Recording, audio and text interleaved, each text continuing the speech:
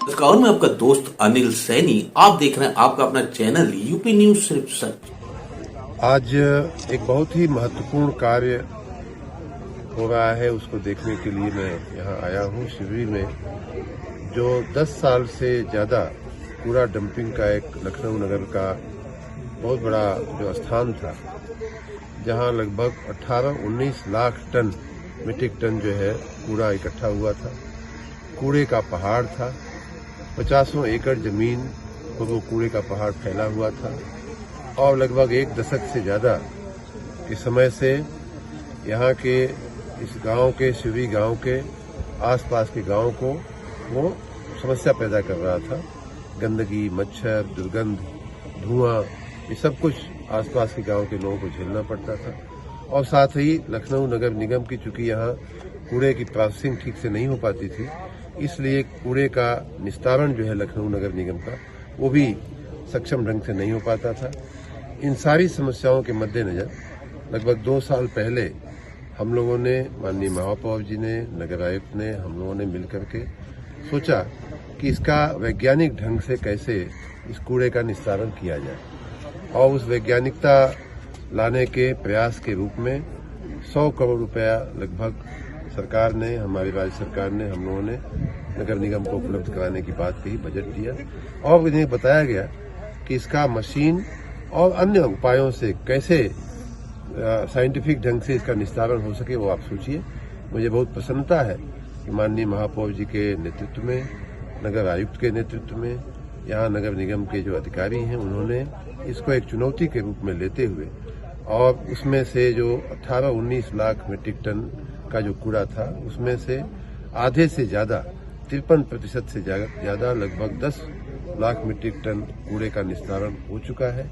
आप जहां खड़े हैं, जहां हम लोग बैठे थे अभी, और कुछ हरे भरे पार्क यहाँ दिखाई दे रहे हैं, वो सारी की सारी जगहें एक समय ऐसा था कि कूड़े के पहाड़ के नीचे थी। उन कूड़े के पहाड़ों में न सिर्फ जमीन थी अंदर, बल्कि पुराने डंपर, पुराने ट्रैक्टर, पुराने शेड भी उन कूड़ों के नीचे दब गए थे, जैसा कि आपने प्रेजेंटेशन में देखा होगा।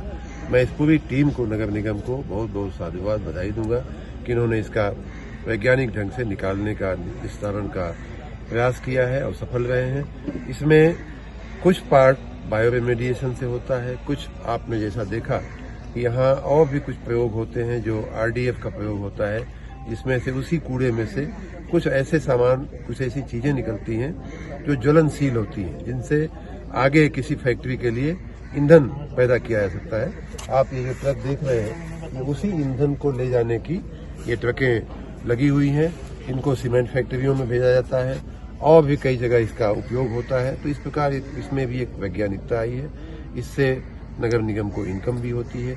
उसी प्रकार कुछ ऐसे पदार्थ होते हैं जिनको हाईवे बनाने में, नेशनल हाईवे ने ये शुरुआत किया है कि उनको हाईवे के अंदर उसका उपयोग हो जाता है। तो इस प्रकार जो कूड़ा है उसको विभिन्न प्रकारों से कैसे हम पुनः रिसाइकल करके या पुनः उसका उपयोग करके हम उसको करें, और जो नहीं होता है उसको बायो रेमेडिएशन से हम कैसे उसको गला दें, कैसे उसको खत्म कर दें।